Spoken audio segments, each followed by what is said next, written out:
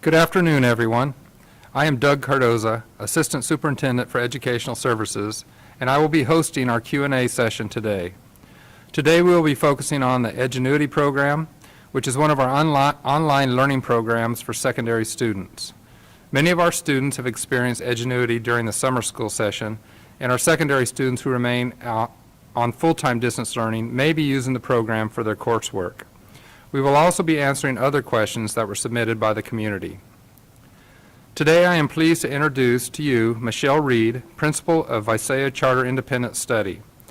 Michelle has extensive experience with the Edgenuity program and will help us to have a better understanding of it.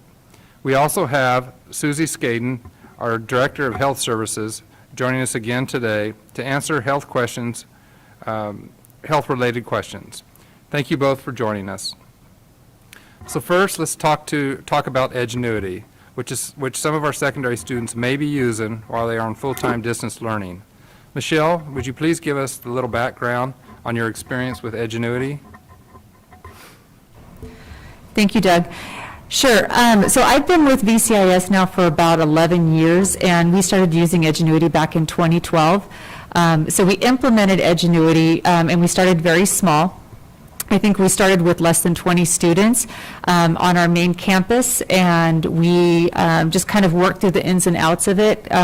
Worked a lot with the Clovis Online School to discuss best practices and implementation with an online program. Back then, it was something that wasn't widely used, and so we wanted to make sure we did it the right way. So we began growing slowly and learning along the way and deciding what was going to work best for the students of not just Visalia, but for surrounding communities. Currently, we are now employing 10 online teachers, and we can support up to 180 students, and our program stays pretty full throughout the year. We have been really successful with students.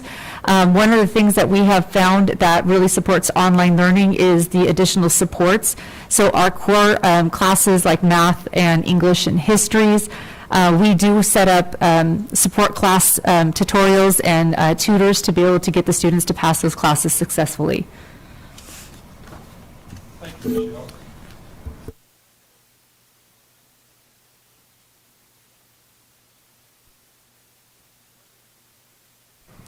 Excuse me.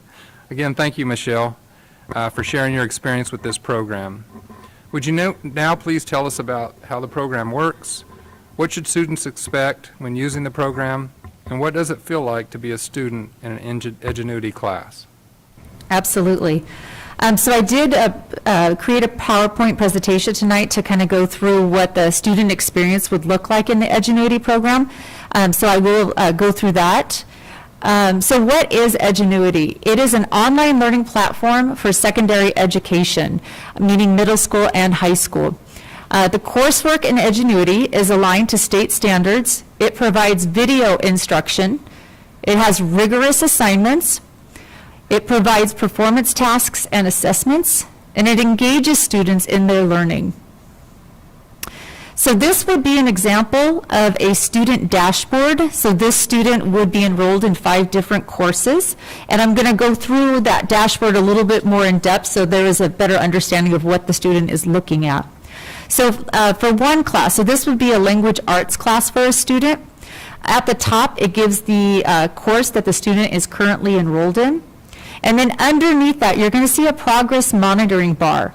And that monitoring bar could be 3 different colors. If it's blue, it means the student is on target. If it is green, they are ahead of the target. And if it is red, they are behind target, meaning they need to work a little bit faster. And then underneath that monitoring bar, we'll tell the student and or the family the % of the course that has been completed. So in this example here, the student is blue, meaning they're on target. They've completed 12% of the course. Courses are paced out by the teacher, so they put dates in there, and so that's how their targets are met or not met. And then underneath that, you're going to see a percentage. That is the current overall grade in the course. So students are always aware of how they're progressing through the course. So to be able to access the course content, the student can either click down at the bottom at the next activity to start moving on in the course, or they could click anywhere on the tile to get into the course map. The course map opens up the entire course so the student can see what they've completed and what they still need to complete. So the type of instruction, this piece here just kind of goes, it's an overview of how the students are learning in the program. The Edgenuity program uses videos to provide direct instruction for many of the activities within the program. Students have the ability to rewind and watch the videos as many times as they need to. They will only be able to fast forward a video if they have already watched it in its entirety at least one time.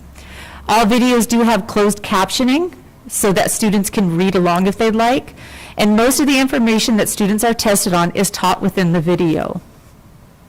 This is an example of what the instruction might look like. So over on the right-hand side, you can open up a glossary of terms so students can get definitions if they are unsure of what terms mean during the instruction. And then during the instruction, students can actually annotate on the screen. Over on the left-hand side is a toolbar. Students can use a highlighter or a pen, and they can write on the screen so that way they can use those later on in their notes. Students also have access to e-notes. Those are electronic notes within the program, and they can actually write in the program as they are listening to instruction. E-notes can be translated into multiple languages within the program, allowing families to read their students' notes. And the program has tools embedded within the program so students can use those to complete assignments, for example, the calculator and highlighters and other things. So how can parents support their students? To learn more about the Edgenuity program, families can go to the www.edgenuity.com website, and there's a family resource tab. There is a wealth of information in this tab. They have wonderful videos, and you can also sign up to do a webinar. So if families really want to be able to get a better understanding of the program, they can do that. There is a getting started video in there, a discovering Edgenuity and tips for virtual learning. At the bottom of the resource page, you're going to find a video that is really gives a clear understanding of the student experience within Edgenuity. And so that one is just a short video, probably about 5 minutes that any family could watch. Okay, and that's all I've got. Very good. Thank you, Michelle. We appreciate that. We also had some health-related questions that were submitted. So now we will turn to our health expert, Director Skaden. Susie, we had a couple of questions related to the opening of schools for our pre-K through grade 2 students on November 30th. Can you describe the health and safety precautions that will be in place as we return our youngest students to school? Okay. We'll be following the guidelines that our state and local health department of the approved waiver that Visalia Unified has, and that's posted on our website. The safety precautions included on the waiver include an established plan for cleaning and disinfection of classrooms and school offices.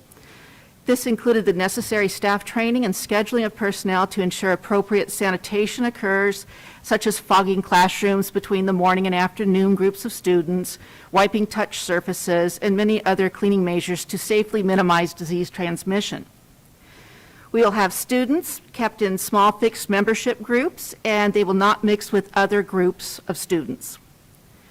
We have established entrances and exits as well as directional signage for traffic flow to minimize congestion in hallways and to avoid student group contact. We're using face coverings required for all staff and students following CDC guidelines. Some student populations may require facial cues for learning and social norms, so some staff may be wearing face shields with drapes so that children can see their face while they're providing instruction. When the teacher is not providing the instruction, that staff member will be wearing a mask like everyone else. We're using 6 feet social distancing.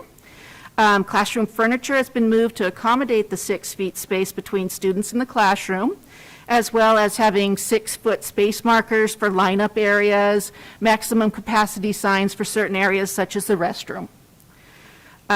Staff will be asked to daily complete a COVID self-check before they come to work, and we're asking the COVID self-check for the students as well, that the parents would complete at home. If staff discover that any student is ill during the school day, or even a staff member during the school day, they will be sent to an isolation room, which is identified at each school site, and they will be assessed, their symptoms, and sent home if necessary.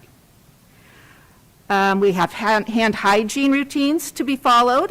We have hand sanitizer in all of the classrooms, and we are asking teachers to set up routines, such as entering the classroom, they hand sanitize. After doing certain activities, they'll hand sanitize. Of course, after using the restroom and that type of thing, they'll wash their hands. We also have posters and reminders for all of the things, the social distancing and the hand washing. In addition, we have 49 licensed nurses who are also COVID contact tracers. And that's a real bonus for our district because we can do immediate contact tracing for anyone having signs and symptoms after a positive COVID. We have set up routine surveillance COVID testing for staff, and this surveillance testing is so that all staff with contact with students will be tested routinely so we can pick up the people that perhaps don't have any symptomatic, they don't have the symptoms of COVID, so we can catch that early. And then, of course, we have education for staff and students and families, which is ongoing just to maintain the safest environment we can for the kids and staff. Thank you. So a parent asked if we'll be quarantining staff and students who go out of state for the Thanksgiving holiday. Okay. There is a travel advisory from the state of California, and it urges all to not travel outside the state for the holidays. If people choose to do so, they are asked to self-quarantine for 14 days after arriving home from another state or country. Of course, there are those that must travel for essential business or emergencies, but reducing non-essential travel will help reduce the disease spread. Thank you. Other questions have to do with what happens when a student in a classroom exhibits symptoms of COVID. Will the class quarantine if a student has symptoms? And how soon will parents be notified? We're following the established COVID quarantine guidelines from the CDC and local health officials, and the contact tracing of a positive COVID case will determine the next steps for our classroom quarantine. Students with possible noted symptoms will not quarantine a classroom, but the student with symptoms will be removed from the classroom to reduce exposure. Remember, the students are wearing masks and they're socially distanced from others in the classroom as a preventative measure too. Students that do have symptoms, though, will be referred to a healthcare provider to determine the cause of the illness. A lot of the COVID symptoms are similar to other illnesses, so we want to make sure that we don't unnecessarily quarantine a class when it wasn't a COVID case. But should a class become exposed to an individual diagnosed with COVID, parents will be notified and alerted to the number of days of the quarantine and return date and other measures. Thank you. Our next question has to do with temperature checks. I know we're doing health checks, but why are we not conducting a temperature check on each student as they enter the school grounds? COVID has several signs and symptoms, and fever is just one of the symptoms. Individuals may have COVID and not have a fever. We ask parents to complete the daily COVID check on their children to determine if the child is in good general health before they send to school. When they're at the school gates, we're going to have staff performing an overall visual wellness check and asking students how they feel as they enter campus. Students who appear ill or state that they're not feeling well will be sent to the nurse station to receive a full COVID pre-attendance check, which will include a fever check at that time. Thank you. We've also been asked if there's a possibility that we would not open schools on November 30th. Also, why are we not waiting until after winter break? Okay. We remain in close contact with the Tulare County health officials, and we consult them for guidance on a regular basis. If we received a state or local health order to not open schools, of course we would follow that order and not open. It is important to note, though, although the surrounding counties that have moved from the red tier to the purple tier, Those schools that already opened still remain open at this time, and that includes middle and high schools in some counties. Tulare County has not moved from the purple tier, and our waiver was approved while we were in purple, and that was the purpose of our waiver, to be able to open classes while we were in the purple tier. We've been opening schools on a staggered approach since mid-September, and will continue to plan on adding students following established waiver guidelines. We're also going to be facing this challenge throughout the winter. It's important that all of us in the community follow the state and local guidance. We have been asked to only gather indoors with those from our household and to keep gatherings outside to 2 hours with persons from only 3 additional households. Whenever outside of the home, we need to maintain 6 feet social distancing and wear a mask. Thank you, Susie. We've also received a concern about staff not wearing masks on school sites. One community member wanted to know how we will enforce staff usage of face masks. All staff are required to wear face masks while at work unless they are in an office or room by themselves. This is consistent with the guidance from the California Department of Public Health. Principals and other managers on site are responsible for making sure that all staff are following health and safety protocols. Our final question today has to do with teachers who are doing in-person learning half of the day and then distance learning for the other half of the day. The question we received asked if this is just for those teachers who choose to do half-day in each model, or are all teachers in schools and grade levels for TK6 going to do this? Each site received a list of students from their school who are going to remain on full-time distance learning. The principal and staff figured out the best way to support and accommodate their students. Some teachers will be teaching in person all day, some distance learning all day, and others will be splitting their day between the 2 different models. These are all of our questions today. Thank you for joining us.